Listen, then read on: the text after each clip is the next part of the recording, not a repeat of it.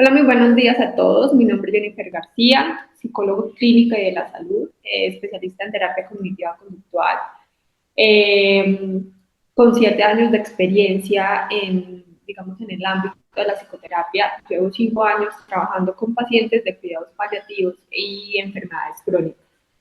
Y nada, pues agradezco muchísimo la invitación que ustedes me están haciendo, sobre todo porque es importante entender que desde la salud se exhorta la salud mental como una necesidad para poder sobrellevar las dificultades del día a día. La pandemia, digamos que nos trajo una lección bien importante y es que no estábamos preparados y no estamos preparados para sobrellevar situaciones de alta presión y estrés. Y no solo esto fue complicado para quienes convivían las 24 horas, sino para los especialistas de medicina, el estrés que se vivía día a día en los hospitales y clínicas, los niños y los adolescentes, con el tema de tener que ver su educación casi por completo por un teléfono móvil o un computador. Yo creo que esto fue un factor determinante para el desarrollo de muchas enfermedades mentales, como ansiedad y depresión, pero también se tiene que tener en cuenta que nosotros no estamos preparados para dejar ir a nuestros familiares o a las personas que amamos de una forma tan imprevista, sin poder ir a funerales, sin poder velarlos, sin poder, mejor dicho, hacer, digamos, esos ritos que estamos acostumbrados a hacer. Entonces creo que para todos fue muy difícil y desde la pandemia el tema de la salud mental se volvió un boom, o sea, se volvió moda. Lamento mucho tener que utilizar esta expresión, pero es que antes no se habla de salud mental. Antes todo el mundo creía que era un juego, que a los psicólogos iban las personas que estaban locas. Porque en mi consultorio he tenido pacientes que entran y dicen, no sé por qué me remitieron, porque no estoy loca. Pero en realidad sí somos conscientes y no cuidamos esta parte, pues cuidar nuestra salud física va a ser mucho más complicado. Recordemos que la salud es un tema holístico, donde tenemos que cuidar tanto la salud física como la salud mental, como la parte espiritual, como la parte de mis relaciones, como la parte de mi alimentación. Todo va en conjunto, y si no tengo claro que debo cuidar cada una de las partes del conjunto, pues no puedo esperar a sentirme mucho mejor, ¿cierto? Hoy vamos a hablar de factores protectores con respecto a las enfermedades y las redes de apoyo. ¿Por qué son importantes los factores protectores? Porque esto nos ayuda mejor a enfrentar de manera mejor las enfermedades, reduciendo el impacto negativo sobre el bienestar emocional, físico y mental. Entonces, en cualquier contexto, las enfermedades ya sean crónicas o leves, si tenemos factores protectores aprendidos, como la resiliencia, pues la recuperación va a ser mucho más simple, digámoslo así, y va a ser mucho más llevadera. Y para las personas que tienen enfermedades huérfanas o crónicas, pues va a ser un proceso mucho más llevadero y les va a costar menos confrontar el deterioro de la salud y todo lo que tiene que ver con dolor crónico. ¿Por qué son importantes son las redes de apoyo? Porque básicamente son aquellos que nos acompañan en el proceso. Ya sea que seamos nosotros quienes lo brindemos o seamos nosotros quienes lo recibamos, las redes de apoyo siempre deben de estar presentes para gestionar mejor la condición física y la salud. ¿Qué pasa si no tenemos factores protectores o redes de apoyo? Bueno, si no tenemos factores protectores aprendidos como la resiliencia, como el positivismo, como saber que a pesar de que estoy enfermo me tengo que alimentar bien, tengo que tener una mentalidad un poco más positiva, tengo que ser adherente a mis tratamientos, tanto médicos como de salud mental. A este paso, si yo no cuento con los factores protectores, pues obviamente va a ser mucho más difícil la recuperación, tanto a nivel físico como mental. Y si no cuento con redes de apoyo, con personas que me acompañen, que estén conmigo en el proceso, pues va a ser todavía muchísimo más difícil. ¿De qué trabajamos hoy? ¿En qué estamos trabajando hoy? Sobre todo enfermedades crónicas y enfermedades huérfanas. Obviamente cada una tiene situaciones críticas que tienden a empeorar, pero en un país como Colombia las enfermedades huérfanas afectan muchísimo la calidad de vida de los pacientes y sus familias. ¿Por qué? Porque aparte de que suelen generar discapacidades físicas o mentales, se representa una carga económica para la familia y para el Estado. Y nuestros sistemas de salud no están preparados para asumir enfermedades huérfanas con tratamientos continuos. Y que deben apoyar no solo a la persona que está afectada de su salud, sino al cuidado. Nosotros no estamos preparados, los profesionales no estamos preparados. Digamos que los que decidimos, por ejemplo, estudiar fuera del país y buscar otras especializaciones, por ejemplo, el psicodiagnóstico o la psicopatología, que es muy poco conocida en Colombia, digamos que vamos subiendo escalones para poder acompañar tanto a la persona que sufre de enfermedad como a la red de apoyo. Pero en general no estamos muy preparados para confrontar este tipo de enfermedades. Obviamente no solo partimos de que hay falta de autonomía, dificultades en la salud mental, que los cuidados tienen que ser continuos, sino que cuando se adquiere la discapacidad, algunas enfermedades traen consigo una discapacidad con el deterioro de la salud, pues hay, digamos que muchísimo señalamiento y discriminación. Y la atención en salud es muy fragmentada, lo que puede obviamente traer muchas consecuencias, no solo físicas, sino emocionales, tanto para la familia como para el directamente afectado. Entonces, se debe tener en cuenta que en los procesos de enfermedades crónicas y huérfanas debe haber un apoyo multidisciplinar que cuente no solo con profesionales especialistas, neurólogos, ortopedistas, sino con especialistas en salud mental. Y por desgracia en este momento hay muy pocas instituciones que cuentan con un profesional en salud mental que apoye tanto a la familia como a la persona directamente afectada. Hablemos de factores protectores. El primero es la resiliencia, es el aprendizaje, pero la resiliencia se da con aprendizaje.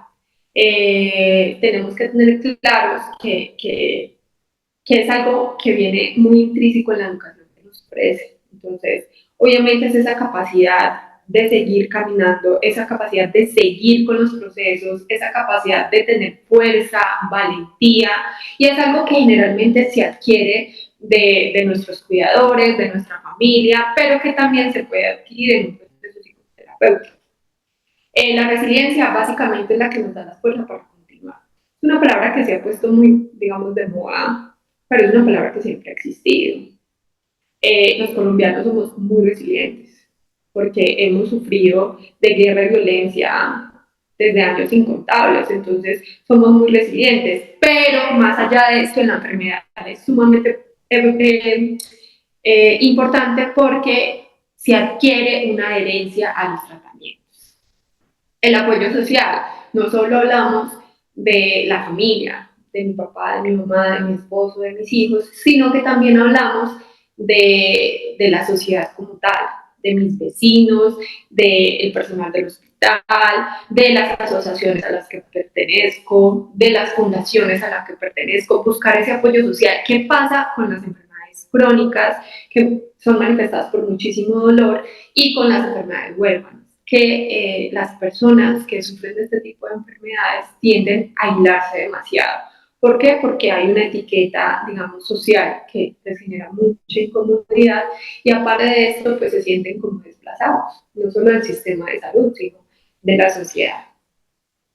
El optimismo, siempre tratar de estar activos en lo que más se pueda. Yo hablo mucho de labores manuales, tejer, pintar, o sea, todas aquellas actividades manuales que nos permitan estar ocupados, con la cabeza ocupada. La lectura ayuda mucho y sobre todo no sobreinformarnos. ¿A qué me refiero con sobreinformar? Es que empezamos a buscar en Google, empezamos a buscar en Internet, siempre estamos preguntando y obviamente todos los procesos son distintos. Por más que se trate de enfermedades parecidas o la misma enfermedad, el proceso de cada paciente es distinto y de allí es donde debo partir. El optimismo es muy importante porque me ayuda a alimentar la resiliencia. Si yo tengo una posición demasiado negativa en el día a día, pues va a ser muy difícil, digamos, poder sobrellevar la enfermedad, ¿cierto? Autoeficacia, siempre le insisto mucho a mis pacientes y en los acompañamientos que hago, que cada paciente tiene que ser lo más autoeficaz posible, o sea, encargarse de sí mismo, ser lo más libre hasta donde la enfermedad se lo permita. ¿Por qué? Porque aquellos pacientes que empiezan, digamos, a cortar su movilidad, que cada vez están más quietos, que se desentienden de sus tratamientos y se los dejan de pronto a la red de apoyo, pues su recuperación va a ser mucho más lenta, casi que nula, porque ni siquiera saben de dónde vienen ni para dónde van con respecto a su tratamiento. Uno entiende que con ciertas enfermedades huérfanas que producen deterioro cognitivo, pues es muy complicado que la autoeficacia esté presente. Pero la red de apoyo también debe proveer o debe preocuparse por transmitir esa autoeficacia. Que hagamos en solitario la mayoría, o sea, la mayor cantidad de cosas que podamos, porque esa autoeficacia me produce mucha motivación.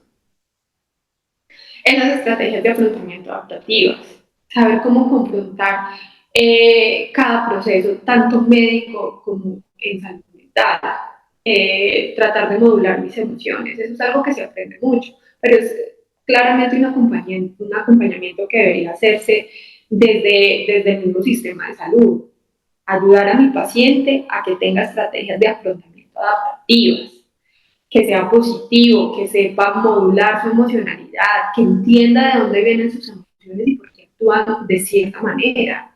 Pero si mi paciente ni siquiera sabe con qué se comen las emociones, pues va a ser muy complicado que él entienda que se debe adaptar a esas emociones y que es normal que se sienta triste, que es normal que se sienta cansado, que es normal que se sienta frustrado y que está bien que tenga un día malo y que no se quiera parar de la cama y que simplemente no le quiera dar la cara al mundo. Pero si yo me sé adaptar y tengo esas características de afrontamiento adaptativas, pues van a ser solo días. Voy a tener días mejores en los que voy a estar más resiliente, que voy a tener más optimismo, que voy a buscar mi red de apoyo a nivel social. Mindfulness y meditación, digamos que, como les decía en un principio, la recuperación tanto mental como física es un tema muy holístico. Si bien hay pacientes que no reconocen el mindfulness y la meditación porque nunca les han hablado de ellos, más allá de eso, también trabajamos sobre la espiritualidad y la fe.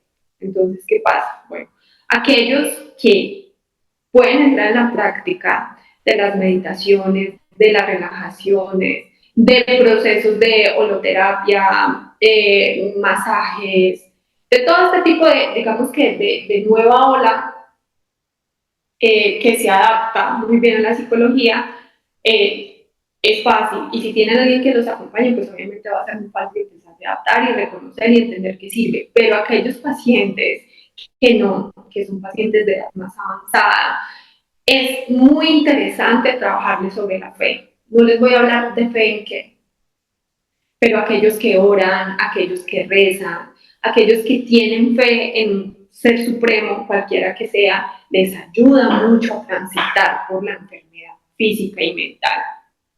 ¿Por qué? Porque es como un aliciente para sostenerse. Entonces, las cadenas de oración que se hacen a nivel de familia, y que mi paciente esté también metido un poco en eso, eh, enseñarles a meditar, enseñarles todo lo que tiene que ver con mindfulness, para que ayuda, cuáles son sus ventajas, y que ellos entiendan que eso hace mucho más fácil el tránsito con la enfermedad. Actividad física y hobbies, sumamente importante. La actividad, digamos la activación conductual, que es la activación física, es fundamental para que mi paciente con una depresión empiece un proceso de recuperación más positivo. No se trata solo de medicación, también se trata de que mi paciente tenga claro que debe moverse para producir dopamina, que debe moverse para que su sistema de recompensa mejore. Tengo obviamente pacientes con dolor crónico, enfermedades huérfanas que no pueden hacer eso, entonces por eso les hablaba ahorita también del trabajo manual, de pintar, de leer, de tejer.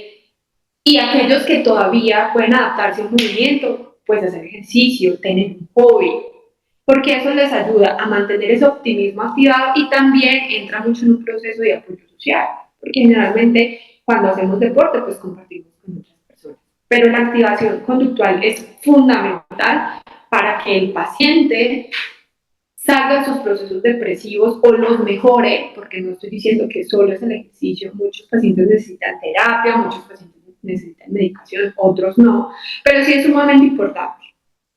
Y obviamente el acceso a recursos de salud mental. A ver, yo entiendo que es muy complejo hoy en día, pero todo proceso médico de ya sea una enfermedad huérfana o una enfermedad crónica, debería tener un psicólogo y un psiquiatra de apoyo.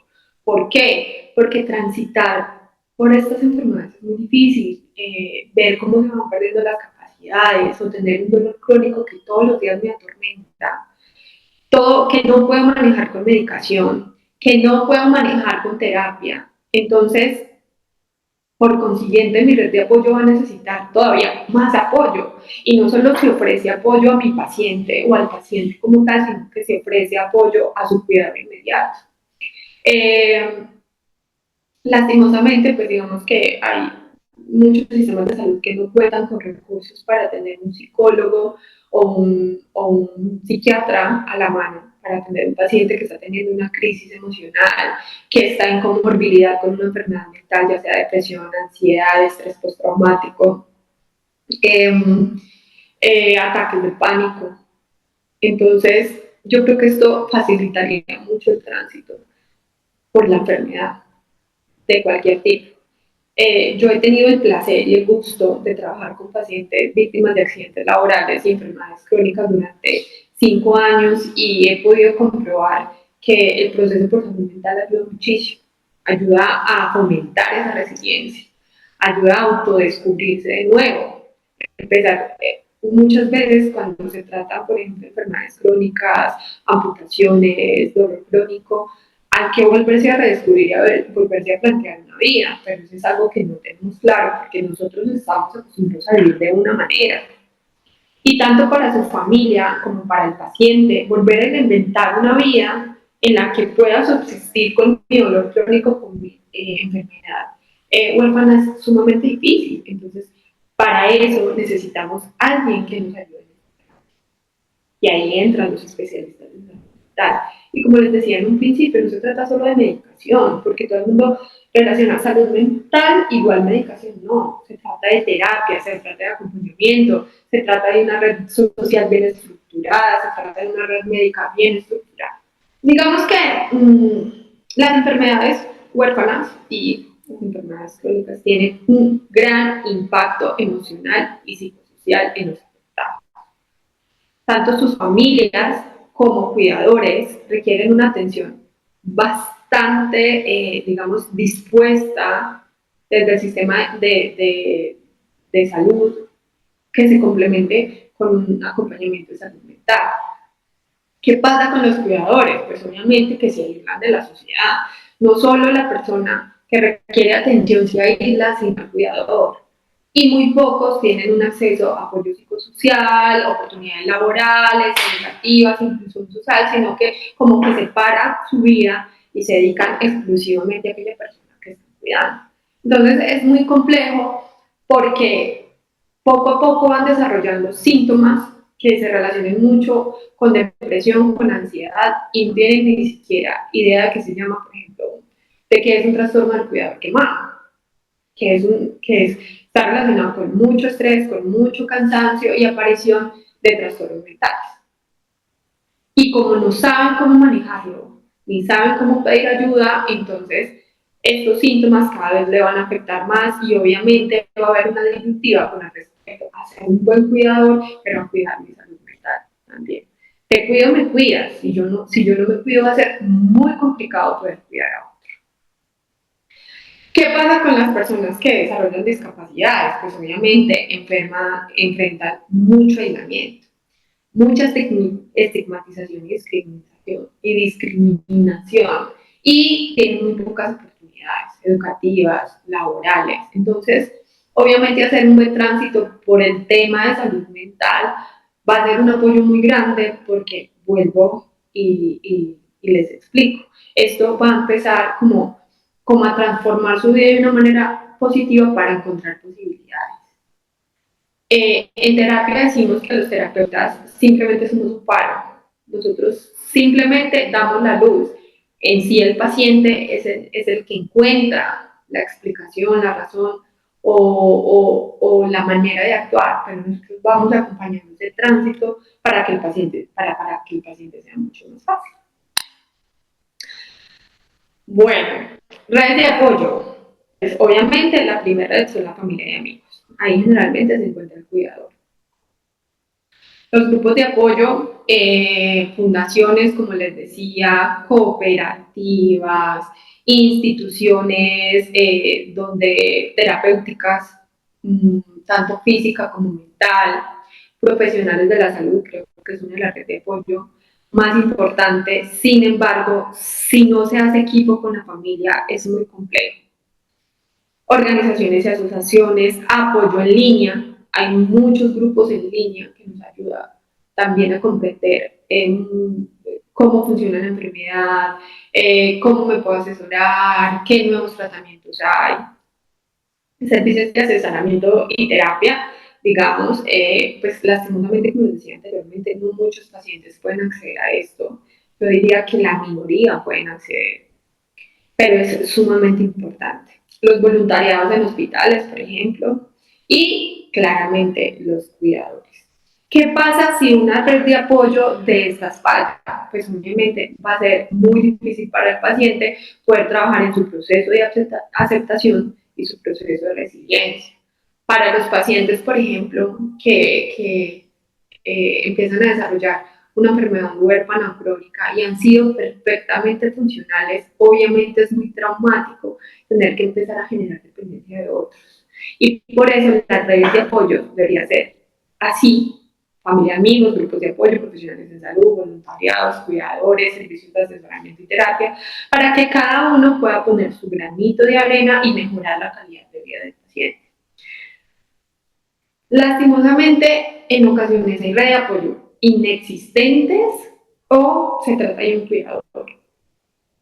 Entonces, no solo tenemos que cuidar a nuestro paciente con su enfermedad física, sino que tenemos que cuidar con respecto a su salud mental y en ocasiones también con síntomas físicos.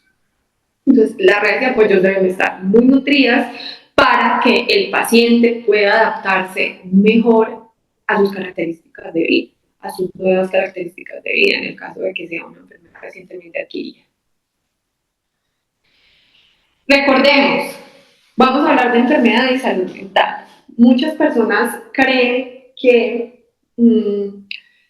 una enfermedad física no tiene por qué desembocar en una enfermedad de salud mental. Incluso hace algunos días escuché a alguien haciendo un TikTok hablando de que los profesionales en salud mental estábamos tomando una dirección muy equivocada con respecto a los pacientes y que no estábamos haciendo lo que teníamos que hacer y que la medicación no era la solución y que la medicación no funcionaba porque tú no podías andar ocupado, etc. Pero yo creo que esto es como un paciente que tiene cáncer.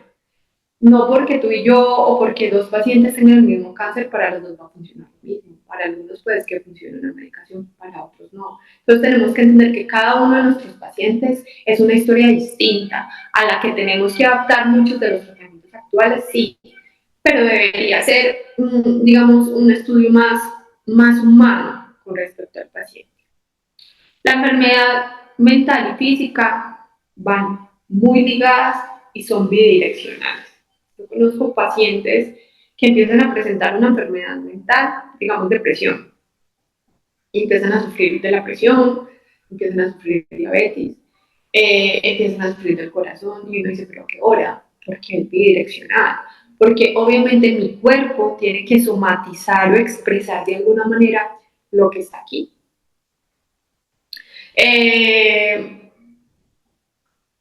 ¿Qué pasa con las enfermedades crónicas, las enfermedades huérfanas y enfermedades vasculares y diabetes, enfermedades autoinmunes? Pues obviamente se asocian directamente con trastornos mentales como depresión y ansiedad o comórbiles. O sea, que de una va de la mano de la otra. ¿Por qué? Porque como les decía, cuando vamos perdiendo nuestra capacidad de hacer cosas, cuando cada vez nos tenemos que quedar más quietos, cuando nos empezamos a aislar, empiezan a aparecer estos síntomas de tristeza profunda, pensamientos de muerte, dificultades para dormir, cada vez menos motivación y se van yendo de la mano con la ansiedad. Entonces aparecen los trastornos de pica, aparece la sudoración en las manos, aparecen los ataques de pánico, pero ¿por qué? Porque una cosa lleva a la otra. Obviamente una puede subsistir sin la otra, pero digamos que una gran cantidad de veces aparece una y de la mano aparece la otra. Pero siempre nos fijamos más en la física porque lo he visto que en la mental. Entonces sí, pues es que obviamente tiene que estar triste porque está enfermo, pero ¿qué vamos a hacer para manejar esos síntomas? ¿Qué vamos a hacer para manejar la ansiedad? ¿Qué vamos a hacer para manejar? No, es que yo ya tomo mucha medicación, entonces ¿cómo me voy a medicar? Bueno, busquemos otras opciones. Pero siempre he dicho que, digamos, en este caso los psiquiatras que consideran la medicación en un tratamiento lo hacen por una razón muy específica y no se puede obviar. Ese es el problema de la desinformación. Si nosotros no nos informamos antes de tomar un tratamiento o de dar una recomendación a una persona que nos conozcamos, podemos influir en que un paciente no presente muy buena adherencia a un tratamiento. Entonces, siempre primero informarnos. Claramente la salud mental influye en la percepción del dolor, en la adherencia al tratamiento y en la calidad de vida. Porque si tengo un paciente que está sumamente depresivo y ha perdido la motivación, pues va a ser muy complicado que gestione su enfermedad, que tenga ánimos de pararse de la cama, que sea resiliente, que tenga ánimos de ir a una cita médica. Y se empieza a percibir una sensación de desesperanza generalizada.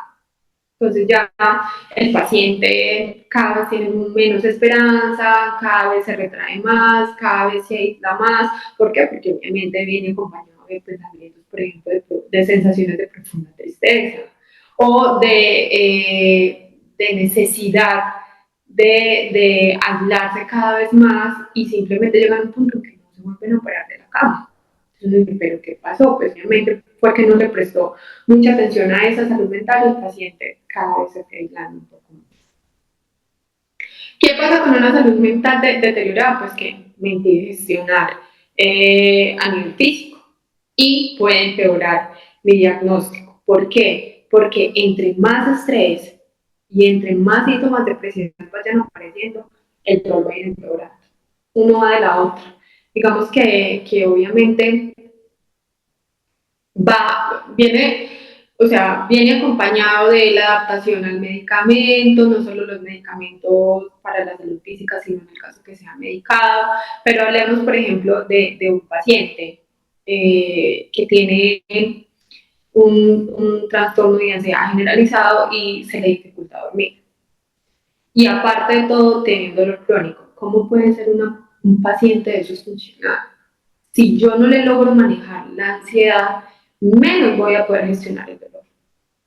Entonces, por eso es muy importante que seamos muy atentos a las necesidades emocionales de mis pacientes. Atención integrada, pues sumamente importante, no solo que aborde las necesidades físicas, sino las necesidades mentales, de salud mental y que sea muy holístico. Una buena alimentación, un buen descanso, estrategias de afrontamiento adecuadas, adherencia al tratamiento y una buena red de apoyo.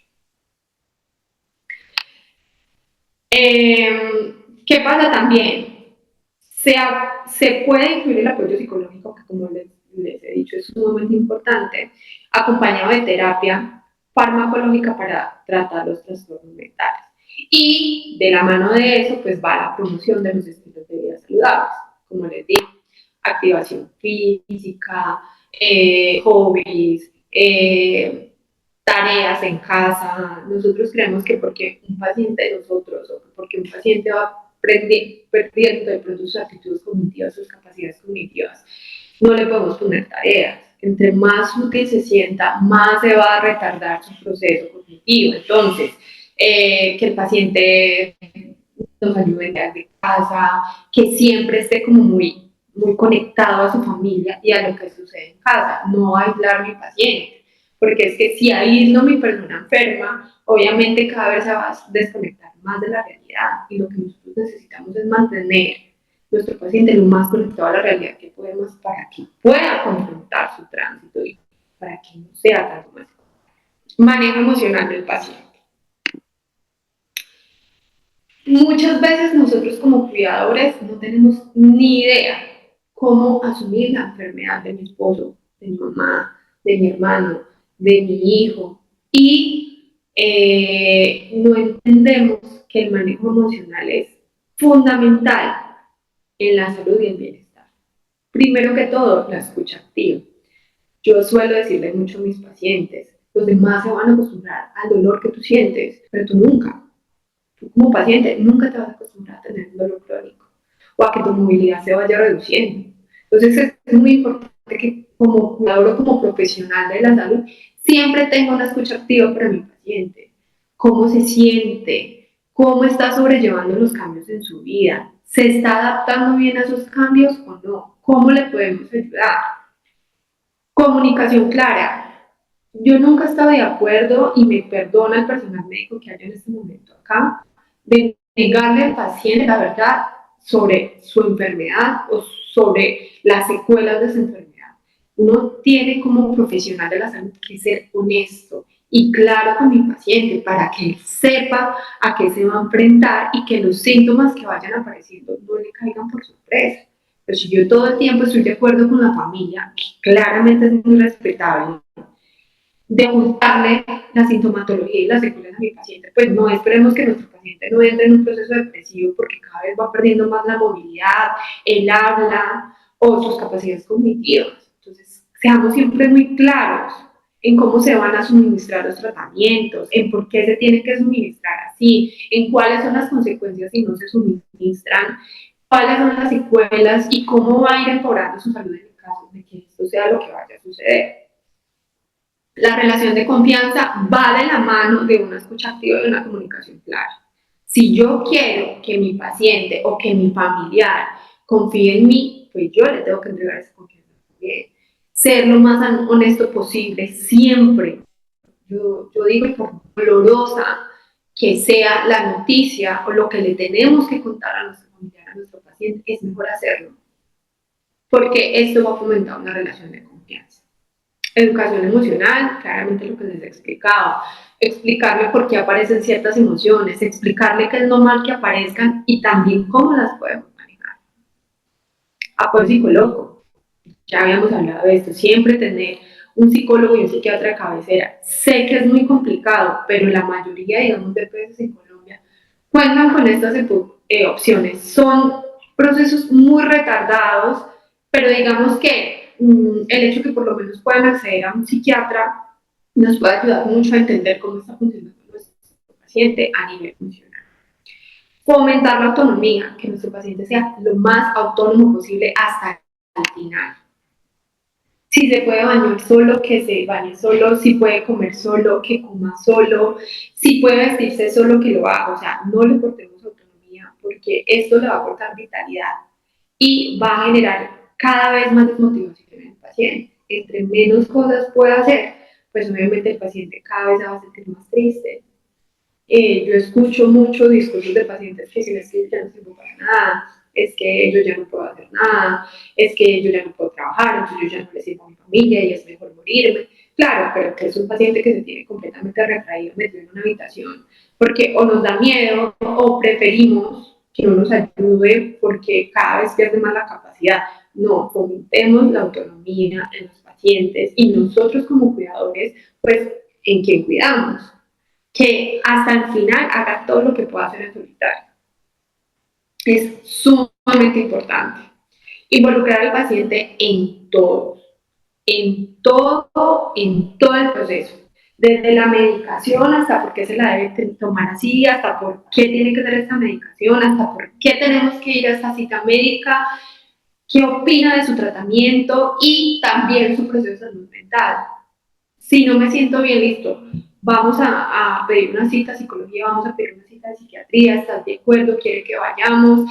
Te acompaño. pero siempre, siempre mantenerlo involucrado en su proceso, porque eso también va a ayudar a establecer esa relación de confianza. Si yo no tengo ni idea por qué me tengo que tomar este medicamento, por qué me tengo que hacer este tratamiento, pues me puedo negar perfectamente a una adherencia de tratamiento. Y esa autoconciencia profesional, emocional, actúa más para cuidadores y personal en salud. Muchas veces el cansancio nos hace, digamos, ignorar sobre todo las necesidades emocionales de los pacientes. Y es muy entendible, o sea, hay profesionales que pasan y pasan horas en un hospital y tienden a cansarse mucho, pero recordemos que como profesionales o como cuidadores, por más experiencia que tengamos, siempre tenemos que buscar ayuda cuando nos sentimos bien. Cuando empiezan a aparecer su primera sintomatología de cansancio, de estrés, de tristeza, que cada vez nos sentimos menos motivados para hacer actividades. Necesitamos aprender a pedir ayuda, así como esperamos que nuestros pacientes o nuestros familiares pidan ayuda cuando lo necesitan. Es un tema de ejemplo, pero es un tema de autoconciencia. Yo no puedo cuidar si no me cuido. Para terminar con el tema de los pacientes, a ver, yo siento que es muy importante que como cuidadores o profesionales de salud siempre nos pongamos en los zapatos del paciente. Como si mi paciente todo el tiempo me dice, ven, me duele, ¿cómo te puedo ayudar? Dime cómo podemos manejar el dolor. Siempre tener muy buena comunicación con medicina del dolor, con ortopedistas, con neurólogos, mirar opciones de mejorar medicaciones, pero siempre ser muy empáticos. Pongámonos siempre en los zapatos de los pacientes. Ustedes no nos imaginamos, los que no tenemos un dolor crónico, una enfermedad huérfana, cómo es de difícil lidiar con eso, cómo su emocionalidad es constantemente cambiante. Entonces hay pacientes que me dicen, no, es que yo sé que yo le estorbo a mi hijo, porque cada que le digo que me está doliendo, pues me dice que no me queje tanto. No, tratemos de ser lo más empáticos posible. Nosotros no sabemos que nuestro paciente se acueste o no se levante mañana. Todo puede pasar, ¿cierto? O si se trata de una enfermedad crónica, pues estudiemos la enfermedad, informémonos, preguntemos, pero no esperemos que nuestro paciente siempre esté bien o que siempre tenga que estar de buen ánimo o siempre, digamos, esté positivo, resiliente. A ver, alguien dice ahí que debería haber un curso para cuidadores. Digamos que yo me he tomado el trabajo de sentarme con cuidadores. Son pequeños cursos que se pueden dictar, si se consigue un buen grupo, se pueden dictar cursos para cuidadores, pero más, obviamente, desde mi punto de vista como profesional, trabajando en mi área, es desde la salud mental. ¿Cómo cuidar la salud mental de a la persona a la que cuido, de mi paciente y cómo cuidar mi salud mental? E insisto, mucha empatía, porque nadie sabe lo difícil que es lidiar con una pérdida de movilidad, por ejemplo. Pongámonos siempre en el lugar de otro. Aprendamos a ver las situaciones desde fuera. ¿Qué pasaría si soy yo el que estoy en esa situación? Porque recuerden que muchas veces ellos prefieren no hablar. ¿Por qué? Porque no quiero que me escuchen quejándome. Porque no quiero que crean que yo todo el tiempo me estoy quejando, que todo el tiempo quiero llamar la atención. Entonces siempre, siempre muy empáticos con nuestro paciente, entendiendo que sus procesos no son fáciles y que yo estoy aquí para ayudarlo a transitar esa situación que puede ser tan frustrante y tan traumática para el paciente. Ahorita vamos a hablar de los cuidadores. Es una realidad que los cuidadores juegan un papel fundamental y crucial en las personas que requieren asistencia, debido a enfermedad, discapacidad o edad avanzada. Pero no podemos dejar de aclarar y de tener claro que esto puede causar, no, causa un desgaste físico y emocional significativo. ¿Por qué? Porque el cuidador deja básicamente de hacer su vida para dedicarse a una persona. Entonces, es de esperar que haya unas consecuencias emocionales. y que con el tiempo haya un sobrecansancio. Según la UNICEF, 3 de cada 10 cuidadores presentan depresión y el 5% muestra signos de angustia, ansiedad o desesperanza. Si yo como cuidador o como padre no tengo una salud mental estable y no cuido mi salud mental, no voy a poder ofrecer seguridad y sensación de tranquilidad, en este caso, a el paciente o por ejemplo, a niños y niñas. O sea, si yo cuido mi salud mental, voy a cuidar la salud mental de las personas que están a mi alrededor. Entonces, no, es que estoy cansada, pero no lo puedo. No, pero es que es normal. Es que llevo 3 noches sin dormir, pero no, igual voy a seguir. Y uno los escucha y dice, en cualquier momento nos van a reventar, sí, tanto por su parte física como por su parte mental. Entonces es muy importante una buena alimentación, un buen grupo social de apoyo para los cuidadores, unos buenos descansos. Y entiendo que para cuidadores es muy difícil, porque hay hijos que cuidan a sus papás y son solo ellos. Entonces ahí es cuando tenemos que pedir ese apoyo a nivel social, porque va a llegar un momento en que ya no vamos a ser capaces de cuidar, al contrario, nos van a tener que cuidar a nosotros. La red de apoyo social, la otra familia. No, es que yo no le voy a decir a mi hermana porque es que a ella solo le gusta que la bañe yo, como he escuchado, digamos, en muchas ocasiones. No, es que a él solo le gusta que le dé la medicación yo por eso, no. En algún momento tenemos que pedir ayuda. No podemos quedarnos pensando en solo la salud de mi paciente, también tengo que pensar en la mía. Ustedes saben que no dormir trae numerosas sintomatologías negativas. Nosotros dormimos para recuperarnos energéticamente y para que nuestro cerebro se pueda recuperar. Pero si no tenemos un descanso o una alimentación adecuada, pues en cualquier momento nuestra salud se va a ver afectada y van a aparecer síntomas múltiples. Ustedes saben que una de muchas veces las personas vienen con enfermedades implícitas, por ejemplo la demencia, y que la falta de sueño las puede disparar de una manera más rápida. O sea, si yo no duermo adecuadamente, puedo desarrollar una demencia más fácil que el resto de las personas que puedan tener una predisposición genética a estas. Entonces, por eso les digo, es muy importante cuidarnos con el sueño. Si no tenemos una alimentación adecuada, si no tenemos, digamos, un balance adecuado, en algún momento nuestro cuerpo va a decir, ya no más, y vamos a tener que buscar ayuda. Acceso a servicios y recursos. Obviamente, como cuidador, debemos tener claro a dónde podemos acceder, a quién podemos buscar, a quién podemos llamar y siempre la información es clara para cuando nuestro paciente necesite ayuda o cuando sea yo el que necesite ayuda.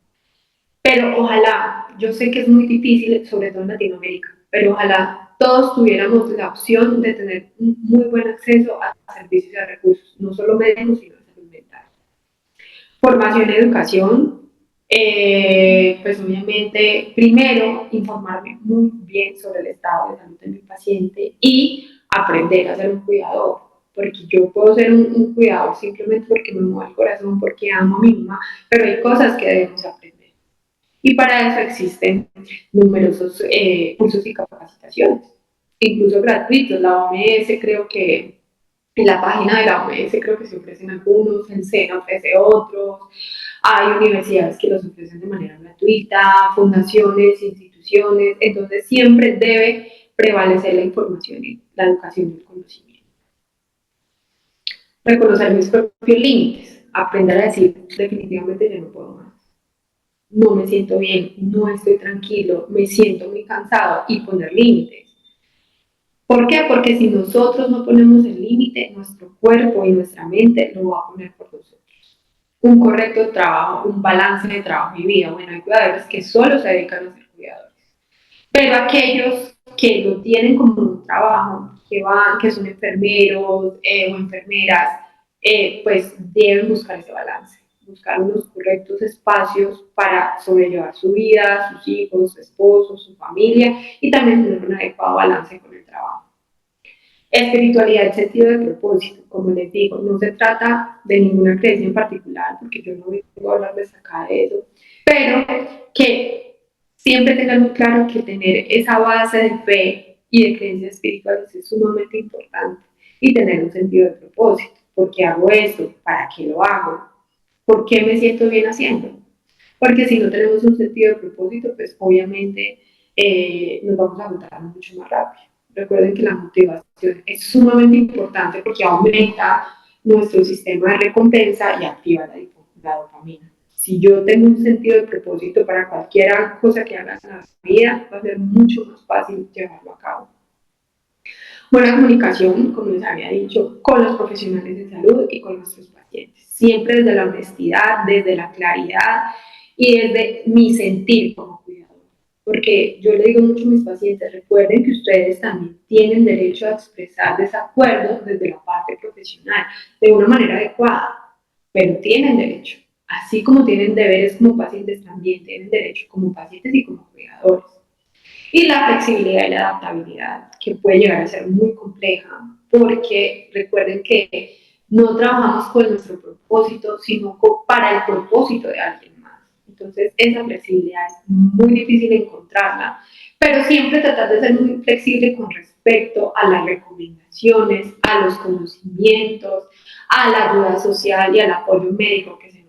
Digamos que uno de los síntomas o de las enfermedades que más se reconocen para los cuidadores es el síndrome del cuidador quemado o burnout. No solo se trabaja en los cuidadores, sino en los trabajadores. ¿Pero a qué se refiere? A un agotamiento físico, emocional y mental que puede sentir o tener una persona o experimentar una persona que se dedica al cuidado prolongado de alguien más. Ser cuidador de por sí implica una demanda física y mental elevada. Y esto, si no hay todo aquello que les dije anteriormente, si no hay un balance, si no hay una red de apoyo, si no hay una buena comunicación, pues me va a traer ciertas consecuencias. La primera es un agotamiento emocional y físico que se expresa generalmente, inicialmente con insomnio, pérdida de apetito, pérdida de motivación, cada vez nos cuesta levantarnos más de la cama, cada vez nos cuesta más tomar decisiones, cada vez nos cuesta más pensar con claridad y simplemente es un agotamiento constante que en cierto momento nos termina ganando la partida. Despersonalización o desapego. Digamos que entender la despersonalización puede ser muy complejo, pero básicamente es como que empiezas a ver todo en tercera persona. Hay cuidadores o personas que pueden desarrollar una ansiedad tan alta que se despersonalizan y es como si empezaran a ver desde fuera todo. Y empiezan a perder como el contacto emocional contigo mismo y obviamente, que es el desapego, que cada vez le muestro menos interés a las personas y en general a las cosas. Cada vez me aíslo, empiezo a mostrar menos interés, pero obviamente esto se debe a un agotamiento emocional muy marcado. Disminución de la realización personal, pues obviamente cuando nos dedicamos a cuidar, nos olvidamos de que tenemos una vida sentimental, que tenemos una vida familiar, que tenemos sueños todavía, que tenemos aspiraciones. Los síntomas de ansiedad y depresión, que sigo muy insistente con ellos, cuando hay un agotamiento emocional importante empiezan a aparecer. Entonces son tristezas muy marcadas, empezamos a tener pensamientos de muerte, la motivación se pierde a perder, es que no quiero nada, es que hoy tengo un día libre, no prefiero dormir, es que hoy tengo descanso, hoy no me toca quedarme trasnochando, entonces la verdad prefiero quedarme en la cama todo el día y empezamos a ser muy monótonos con nuestras actividades y a perder, digamos, la disciplina con respecto a cosas que nos gustan hacer. Y de la mano de eso aparece la ansiedad. Nosotros decimos siempre, la depresión es un exceso del pasado y la ansiedad es un exceso del futuro. El miedo a qué va a pasar mañana, el miedo a cómo va a funcionar mañana, el miedo a qué voy a hacer mañana, y empiezan a aparecer síntomas que muchas veces no entendemos. Ataques de pánico, ataques de ansiedad, pero como no lo comunicamos, obviamente nunca vamos a entender qué nos está pasando. Problemas de salud física, obviamente, pues dificultades motoras, aparecen muchos dolores de espalda, dolores en el cuello, migrañas, gastritis, y todo esto es una manera de nuestro cuerpo decir, préstanos atención, que necesitamos que nos prestes atención y te centres más en nosotros. Lo más típico son las enfermedades estomacales y dolores de cabeza, pero también puede aparecer una fibromialgia. Si no cuidamos esa salud física, perdón, si no cuidamos esa salud mental, en antelación, claramente nuestra salud física se tiene que ver afectada desde algún punto de vista. Y los síntomas que aparecen son estos, pero, o sea, hay un sinnúmero de síntomas. Hay pacientes que empiezan a dejar de tolerar la comida, es que mira que cada que como me dan de vomitar, es que tengo muchas diarreas, muchos problemas gastrointestinales, colon irritable. El cuerpo grita lo que la mente calla. Entonces, le tenemos que prestar mucha atención a esto. Deterioro de las relaciones sociales. Si yo me dedico a ser cuidador exclusivamente, cada vez me voy a dejar más de las personas. Y cuando aparece, por ejemplo, este síntoma, es un síntoma muy particular que se aísla, empiezan a aislar mucho. No les gusta hablar, no les gusta relacionarse, ya no salen a tomarse el café, ya no salen a hacer actividades con amigos, preferimos quedarnos en casa encerrados todo el tiempo. Y nos empezamos a aislar. Entonces, de la mano del aislamiento empiezan a aparecer la desmotivación. Entonces, si estudiaba, me salgo de estudiar. Entonces, si tenía la costumbre de ir a hacer deporte, pues ya no voy a ir. Y entonces, si acostumbraba a reunirme con mis amigos, pues ya no lo voy a hacer. Entonces, es un síntoma muy común y esa irritabilidad constante es que por todo me siento enferma. No soporto que me hablen, no soporto que me hagan un comentario, y empiezo a sentir que todo lo que la gente me dice y me hace me molesta. Entonces, ¿cómo tratar el síndrome del cuidador? ¿Qué más? Buscando ayuda. Si sentimos que estamos presentando estos síntomas, necesitamos buscar ayuda a nivel de salud mental, psiquiatría, psicología, trabajadores sociales, y empezar a activarnos, retomar nuestra vida y dar un paso atrás cuando en definitiva necesitamos darlo. Muchas veces, porque es una persona muy cercana a nosotros, preferimos como exponernos y exponer nuestra salud y en última instancia terminamos enfermos. Entonces, cuando necesitamos dar un paso atrás y reconocemos que necesitamos ayuda, no dudemos en hacerlo, porque pueden venir consecuencias muy negativas, o sea, empezar a sufrir de un insomnio crónico, desarrollar una fibromialgia, desarrollar un trastorno de ansiedad generalizada, no se le desea a nadie. Entonces recuerden que es importante, vuelvo y digo, cuidarnos para cuidar. Tener en cuenta que debemos establecer límites, no puedo, no quiero, me siento demasiado cansada, necesito ayuda. No debemos dejar de reconocer que, digamos, estos cuidadores de pacientes que van desarrollando demencias, Alzheimer, esquizofrenia, sufren en algunas ocasiones muchas agresiones. ¿Por qué? Porque pues, son pacientes que van perdiendo completamente su conexión cognitiva con el mundo, se vuelven agresivos, irritables, y es muy importante establecer límites, decir, ven, no puedo más, me está agrediendo, está siendo violento, necesito que alguien más de la familia me ayude, necesito internarme en una institución porque siento que ya no puedo más, que debe ser obviamente la última opción, pero en definitiva, si mi salud se pone en peligro y si tengo que poner mi salud mental y mi salud física sobre la mesa para que el otro esté bien, recuerden, es sumamente importante tener claro que en algún momento me van a tener que cuidar. Me cuido para cuidar. Si definitivamente siento que no tengo la capacidad de ser funcional con este paciente, a pesar de que lo cuido con el mayor amor, con la mayor dedicación, es importante dar un paso atrás cuando reconozcamos la necesidad. Pedir y aceptar ayuda a la otra familia, que si hay tíos, que si hay sobrinos, que vengan, por favor, ayúdenme, me siento muy cansado, me estoy sintiendo mal, necesito que me acompañen a un profesional de salud mental, estoy teniendo síntomas físicos, o sea, siempre pedir ayuda cuando sea necesario. No quedarnos con la información de yo puedo solo, yo lo puedo resolver solo, es que me necesita y yo sé que pasa muchas veces cuando se trata de familia directa, pero pedir ayuda es sumamente importante. No se les olvide que si en algún momento no pido ayuda en el momento adecuado, tal vez pueda ser muy tarde cuando decida pedir. Entonces es importante que siempre estemos muy, muy pendientes de esto. El cuidado personal, fundamental. no descuidar nuestro autocuidado, nuestra alimentación, nuestro ejercicio, nuestra imagen personal, no descuidar a nuestra pareja. O sea, siempre estar también muy centrados en entender que siempre nosotros vamos a ser nuestra principal prioridad. Que nosotros no somos funcionales o no funcionamos, las personas de nuestro alrededor tampoco lo van a hacer de nuestra mano. El apoyo emocional, yo sé que hay muchos tabús, muchísimo, con respecto a la psicología, a la psiquiatría.